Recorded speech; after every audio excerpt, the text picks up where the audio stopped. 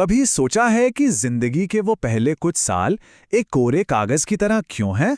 बिल्कुल खाली, जैसे किसी ने हमारी यादों की किताब से शुरू के कुछ पन्ने ही फाड़ दिए हों। तो चलिए आज इसी दिलचस्प रहस्य की तह तक चलते हैं। जरा एक पल के लिए सोचिए, वो सबसे पहली चीज क्या है जो किसी को अपनी जिंदगी की याद हो? क्या वो कोई चेहरा है, कोई जगह, या शायद बस एक एहसास? ये एक ऐसा सवाल है जो हम सबको कहीं ना कहीं एक दूसरे से जोड़ता है। अगर किसी की पहली याद 3 या 4 साल की उम्र के आसपास की है तो ये कोई अनोखी बात नहीं है।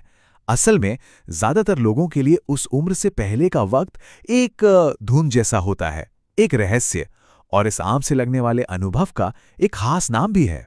साइंटिस्ट इसे कहते हैं इन्फेंटाइल एमनेसिया या शैशवकालीन स्मृति लोप। अब ये कोई बीमारी या कोई प्रॉब्लम नहीं है, बिल्कुल नहीं।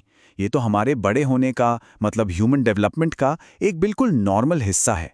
पर सवाल वही है कि आखिर ऐसा होता क्यों है? तो क्या हुआ उन यादों का? क्या वो कहीं खो गई हैं? या फिर शायद वो कभी बनी ही नहीं थी? अच्छा, इस सवाल का जवाब ढूंढने के लिए ना हमें पहले ये समझना होगा कि मेमोरी यानी याददाश्त असल में होती क्या है। अक्सर हम मेमोरी को कैसे देखते हैं? बिल्कुल एक वीडियो कैमरा की तरह है ना, कि हमारा दिमाग सब कुछ एकदम परफेक्टली रिकॉर्ड कर रहा है। लेकिन साइंस जो कहानी बताती है वो इससे काफ़ी अलग है। मशहूर लेखक हॉरे लुइस बोर्हेस ने अपनी एक कहानी में एक ऐसे इंसान के बारे में लिखा था जिसे सब कुछ याद रहता था। और उन्होंने ये दिखाया कि कैसे हर छोटी बड़ी डिटेल को याद रखना असल में सोचने की काबिलियत में एक रुकावट बन सकता है। हमारा दिमाग हर चीज को रिकॉर्ड करने के लिए नहीं बना है, बल्कि उसका मतलब निकालने के लिए बना है।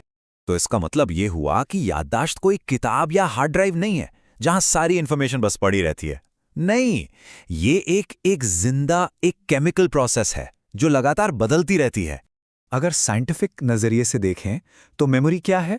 ये वो काबिलियत है जिससे हम जानकारी को एनकोड करते हैं, मतलब दर्ज करते हैं, फिर उसे स्टोर करते हैं और ज़रूरत पड़ने पर उसे दोबारा याद करते हैं। तो इस परिभाषा के हिसाब से मेमोरी सिर्फ बड़े बड़े ख्यालों या बातों के लिए नहीं है। ये तो एक बहुत ही फंडामेंटल, एक बेसिक बायोलॉजिकल काम है जो हमारे जिंदा रहने के लिए बहुत ज़रूरी है। और ये प्रोसेस इतनी बेसिक है कि यह समुद्री घोंगे, हाँ, सी स्नेल जैसे बिल्कुल सिंपल जीवों में भी मिलेगी। एरिक कैंडल, जिन्हें इस काम के लिए नोबेल प्राइज भी मिला, उन्होंने दिखाया कि मेमोरी का मॉलिक्यूलर बेसिस बहुत ही सरल है। इससे ये पता चलता है कि याददाश्त मतलब मेमोरी हमारे अस्तित्व में कितनी गहरी बसी हुई है।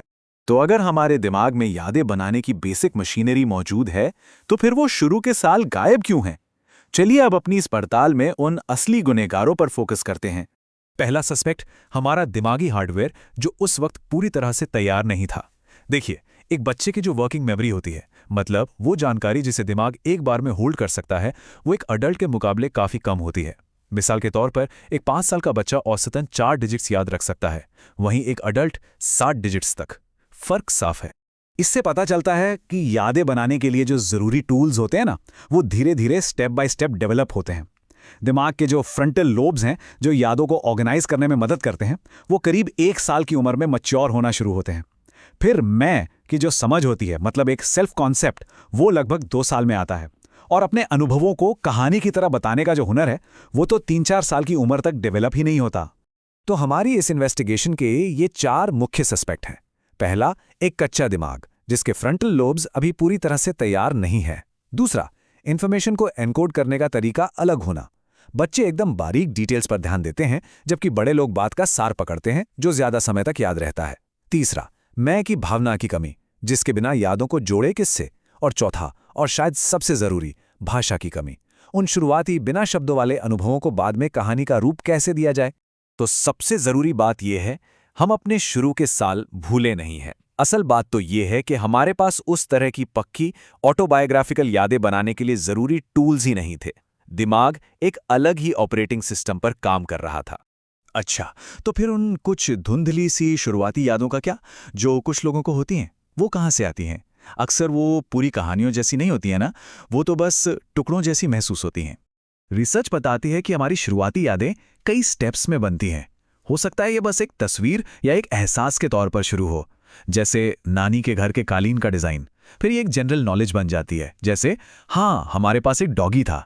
और धीरे धीरे ये टुकड़े जुड़कर कुछ ज्यादा कॉम्प्लेक्स यादें बना सकते हैं। लेकिन इनकी शुरुआत शायद ही कभी एक पूरी डिटेल्ड कहानी के तौर पर होती है। और यही वजह है कि जब कोई अपनी पहली याद के बारे में सोचता है तो वो अक्सर एक पूरी फिल्म की तरह नहीं, बल्कि एक सिंगल फोटो, एक स्नैपशॉट या बस एक फीलिंग की तरह लगती है, जैसे किसी कहानी का बस एक पन्ना, पूरी किताब नहीं। तो हमारी इस पड़ताल ने हमारे अतीत के एक बड़े रहस्य को तो सुलझा दिया है, लेकिन इसने भविष्य के लिए भी कुछ बहुत ही मजेदार सवाल खड़े कर दिए हैं, खासकर आज के टेक्नोलॉजी के दौर में। स्टीफन हॉकिंग ने एक बहुत गहरी बात कही थी। उन्होंने कहा था कि हमारी यादें और हमारा ज्ञान सिर्फ हमारे दिमाग के अंदर तक ही सीमित नहीं हैं। हम हमेशा से ही अपनी यादों को बाहर स्टोर करते आए हैं, पहले किताबों में और अब डिजिटल दुनिया में। कॉग्निटिव साइंस में एक बहुत ही इंटरेस्टिंग थियरी है जिसे कहते हैं 4E कॉग्निशन। इसका सीधा सा मतलब ये है कि हमारा मन सिर्फ हमारे दिमाग के अंदर बंद नहीं है, बल्कि ये हमारे शरीर, हमारे आसपास की दुनिया और हमारे टूल्स के साथ मिलकर काम करता है। हमारे औजार हमारे सोचने के तरीके का ही एक हिस्सा बन जाते हैं। जरा सोचिए, आज हमारा स्मार्टफोन हमारे लिए क्या क्या याद रखता है? फोन नंबर्स, मीटिंग्स और यहाँ तक कि बच्चों के पहले कदम का वीडियो भी। ये एक तरह से हमारी मेमोरी का एक एक्सटर्नल हार्ड ड्राइव बन गया है। और ये हमें एक बहुत ही गहरे सवाल पर लाके छोड़ देता है। अगर हमारी यादें, जो एक तरह से हमें हम बनाती हैं, अब पूरी तरह से सिर्फ हमारे अंदर नहीं हैं, तो इसका हमारे लिए क्या मतलब है? क्या हम इंसान होने की परिभाषा ही बदल रहे हैं? ये एक ऐसा सवाल है जिसका जवाब शायद हम सब मिलकर ढूंढेंगे, जैसे जैसे हम भविष्य में आगे बढ़ेंगे। है ना सोचने वाली बात?